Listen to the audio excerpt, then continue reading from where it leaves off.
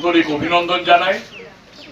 এখানে যিনি সুপারভাইজার আছেন বা অন্যান্য যারা অফিসের কর্মী আছেন তাদের প্রত্যেককে আমি সিআইটিউর পক্ষ থেকে আপনাদের আমার আন্তরিক অভিনন্দন জানাই।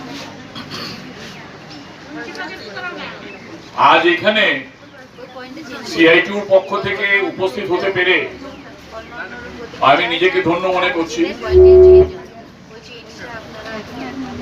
এই আইসিডিএস প্রজেক্ট এটা ভারতবর্ষে শুরু হয়েছিল বিশেষ করে শিশুদের পুষ্টিকরণ, মায়েদের যে সামগ্রিক একটা উন্নতির যে বিষয়গুলি সেগুলি মাথায় রেখে যা সরকারি কর্মীরা যেটা করতে পারতেন না সেটা যাতে গ্রামে গঞ্জে শহরে সমস্ত জায়গাতে এটা যাতে সাফল্যের সঙ্গে করা যায়। আমাদের দেশ পৃথিবীর বিভিন্ন দেশের সঙ্গে তুলনামূলকভাবে শিশু মৃত্যুর হার ছিল প্রচন্ড বেশি। শিশু মৃত্যু এবং গর্ভবতী মহিলার শিশুর জন্মকালীন মৃত্যু এবং অপুষ্টিতে ভোগা আমাদের দেশের একটা প্রধান সমস্যা ছিল, আজও আছে। কিন্তু এই বিষয়টাকে সামনে রেখেই যেহেতু দারিদ্র্য আমাদের দেশে প্রচন্ড বেশি, এই দারিদ্র্যের কারণে শিশু এবং মায়েদের যে অপুষ্টি, যেটা আমাদের দেশের একটা সর্বনাশা বিষয়, আজও আছে তখনও ছিল। আমরা জানি যে শিশুরা দেশের ভবিষ্যৎ, আর এই শিশুদের জন্ম দেন মহিলারা, এবং সেই মহিলারা যদি অপুষ্টিতে ভোগেন তাহলে তার যে শিশুর জন্ম হয় সেই শিশুও অপুষ্টিতে ভুগতে বাধ্য, এবং বিভিন্ন ধরনের রোগ বীজাণু এদেরকে আক্রমণ করে। খালি মৃত্যু হয় তা নয়, তাদের শারীরিক বিকলাঙ্গতা থেকে শুরু করে অন্যান্য সমস্ত যে সমস্যা সেগুলো সৃষ্টি হয়, যা দেশের কাছে একটা ভবিষ্যৎ সমস্যা হিসাবে উঠে আসে। সুতরাং এটা সারা পৃথিবী জুড়ে বিশ্ব স্বাস্থ্য সংস্থা, ইউনেস্কো এবং আন্তর্জাতিক যে সংস্থাগুলি সেগুলি বিভিন্নভাবে এই বিষয়টাকে একটা অ্যাড্রেস করার জন্য বিভিন্নভাবে তারা উপদেশ দিয়েছিলেন। আমাদের দেশে কেন্দ্রীয় সরকার ৭৫ সালে এই বিষয়টা মাথায় রেখেই এই আইসিডিএস প্রজেক্ট তৈরি করেছিলেন।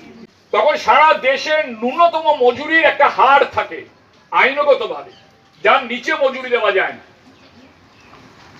আজকে চা বাগানের মজুর, তারও একটা ন্যূনতম মজুরির হার নির্ধারণ করা আছে। আজকে অন্যান্য যে বছর ব্যাপী কর্মসূচি চালু করে AIFAWS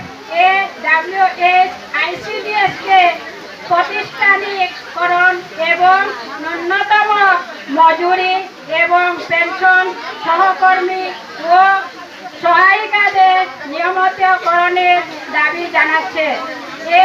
AIFAWS এই উপলক্ষে সারা দেশে সম্মেলন, সেমিনার ইত্যাদি আয়োজন করবে। AIFAWS দাবি জানিয়ে জনগণের মধ্যে ব্যাপক প্রচার চালাবে এবং প্রতি শহীদ সংগ্রামের জন্য স্বাক্ষর প্রচারের আয়োজন করবে।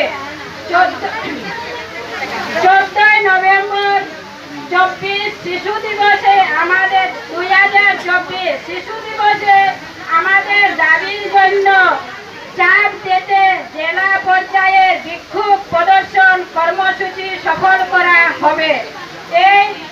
এই স্কিমকে স্থায়ী করার সংগ্রাম জোরদার করা হবে।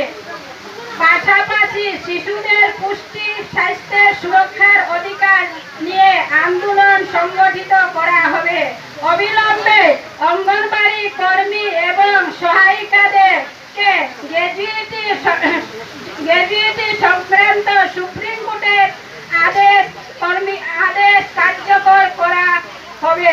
প্রতিশ্রুতি অনুসারে কর্মী এবং এবং সহায়িকাদের বর্ধিত সাম্মানিক শীঘ্রই ঘোষণা করার জন্য আমাদের আসামের মুখ্যমন্ত্রী মহাশয়কে অনুরোধ করছি অতি সত্বর আমাদের সাম্মানিক শীঘ্রই ঘোষণা করুন। আজ আমরা অনেক দিন ধরে আন্দোলন করে যাচ্ছি। আজকে আমরা আমাদের 49তম আইসিডিএস এর জন্মদিন পালন করতে এগিয়ে এসেছি, কারণ এই আইসিডিএস আমাদের আসামের ভূমিতে জন্ম নিয়েছে।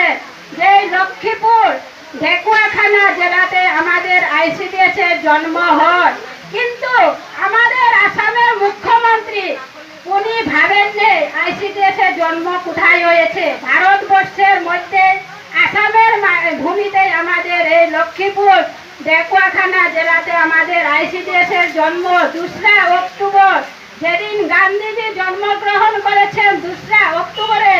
সেই 2রা অক্টোবরের 1975 সনে আমাদের এই আইসিডিএস এর জন্মগ্রহণ করে। তাই আমরা এই আইসিডিএস করব। আমার একটা ছোট্ট একটা কথা সবাইকে বলছি, আজ থেকে আমরা সবাই একটা সংকল্প নেব। প্রত্যেক বছর যারা রিটায়ারমেন্টে যাবেন তাদের সবাইকে আমরা ঠিক একই দিনে 2রা অক্টোবর সবাইকে আমরা এইভাবে স্মরণ করব। আর ওদেরকে আমরা এই দিনেই 2রা অক্টোবর সবাইকে ডেকে আনবো আমাদের মধ্যে। ওইটাই হলো আমার একটা পয়েন্ট।